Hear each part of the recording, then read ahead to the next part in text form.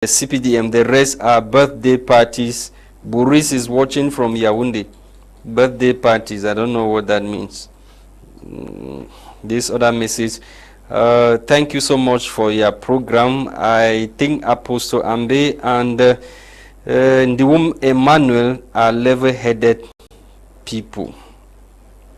That's your opinion. You didn't sign your message. Good evening to you all in the studio. I am enjoying the discussion tonight. We don't need to make noise to put our points across. Thank you so much, Apostle Ambe and the Emmanuel. Thank you to Mai Jarvis. Please try to sign a message whenever you write us. Tell us where you're writing us from and your name so we can read to televiewers who are watching us at this time. This other contribution coming in. Good evening, Mr. Lasha and co-intra-party democracy with the ranks of opposition parties in Cameroon is nothing to write home about. There is hardly any instance of bipartisanship as party intents or interests. I don't know what that means. Party interest always supersedes the very interest of the people.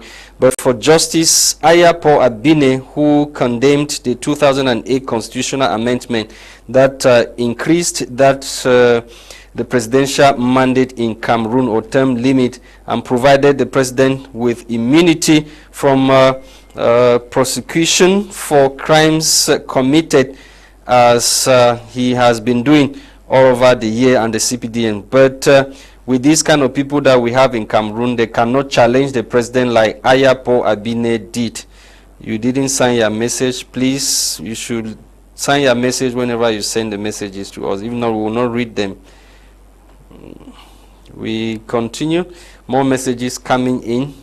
Mai Jarvis will continue with those messages. Apostle Ambe Valentine, you've listened to Mai Jarvis. You've also listened to Emmanuel.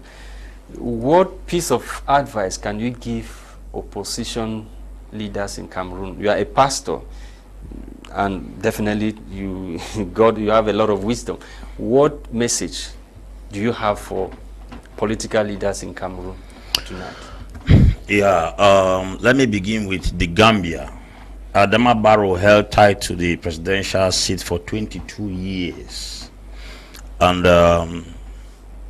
a very wise, intelligent political figure rose up in the person of Salah that formed a coalition. And they agreed in that coalition that they are going to use one person to fight Adama Barrow in the elections that were coming up. And they signed an agreement that the person that will assume the executive office in the nation was supposed to run for 3 years. Adama Barrow was the treasurer of the most popular Democratic Party by then, because all the other political aspirants were arrested by Yahya Jammeh and locked up in prison.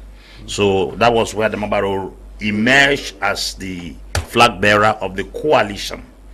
That coalition, when they went into elections that year, they defeated Yahya Jammeh, who stood on the national television and accepted the defeat. 24 hours later, he said no government, no political party, no foreign power would take him out of office. And then Buhari influenced the ECOWAS and they sent the ECOMOG forces that chased the Jammeh out of power. Recently in Niger, 17 political parties came together to kick out Mohamed Bazoum. The distance in the victory was just about 1%. There was a 49-51 defeat. That tells you that there is power in coalition. You see, what is killing the political parties in Cameroon is that they are so arrogant. My first counsel to them is that they should start thinking of a coalition.